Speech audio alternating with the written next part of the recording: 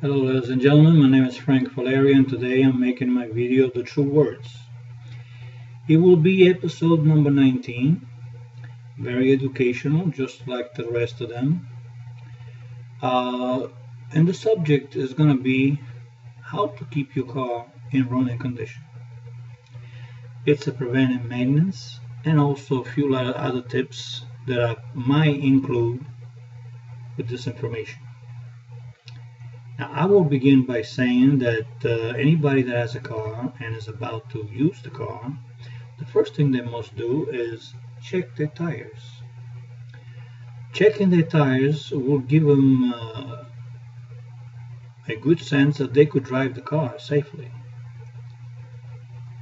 Next thing they must do is check the gauge, the gasoline gauge. Make sure they have gas inside and how low it is. Now, as everybody knows, there may be somebody jealous out there. There may be somebody that doesn't like you. So when you check the tires, don't just check it for the PSI of the tire.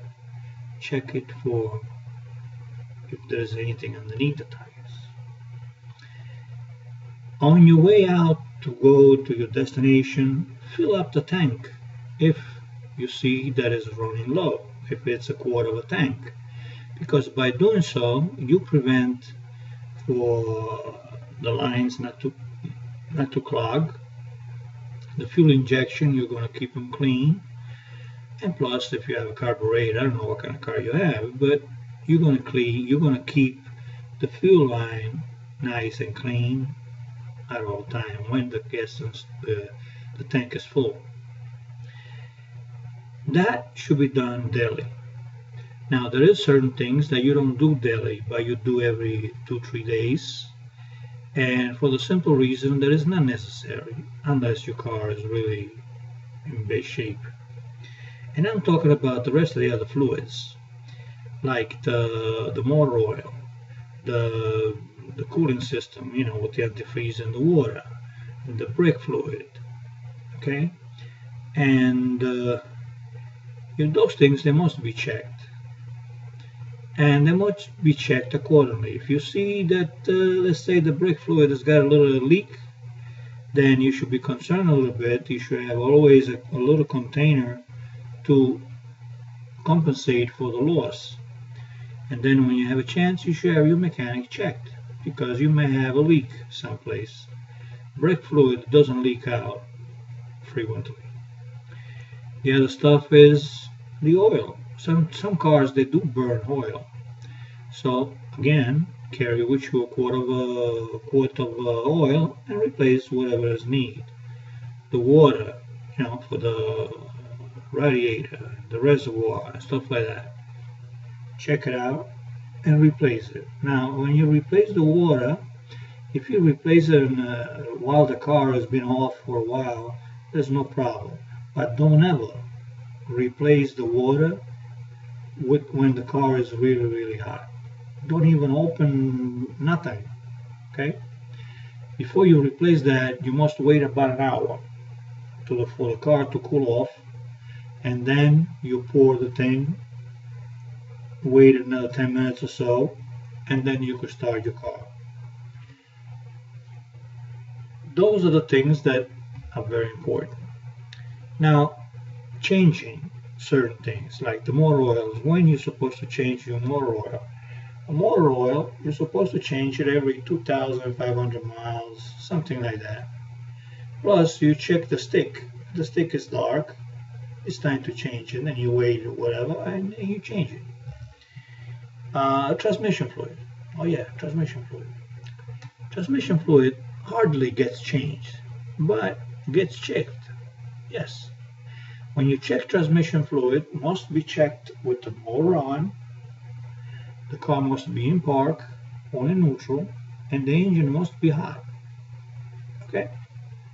And you check it. And what are you checking? Not only if it is full, because almost all the time it's full, but sometimes it stinks a little bit. It's burned. If it's burned, something's wrong. Also check the stick for residue. If you see that your fingers have a little bit of a metal attached to it, that means you have a problem with the transmission. The gear is bad, the band, something is going bad. Okay? You should have your mechanic checked. I hope it's a reliable mechanic. Those are the points that we must check and we must maintain in good shape all the time. The rest of the other stuff, if you want to keep your car dirty or if you want to wash it, looking presentable, it's all up to you. The tires, the rim, it's all up to you. Now, let me help you out in something else. When you go on a long trip, everything that I mentioned, the checkup, needs to be done that day. Everything must be full, everything must be correct that day. Okay? On top of that, you must bring yourself a kit. I call it a kit. A kit containing, one, a emergency medical kit.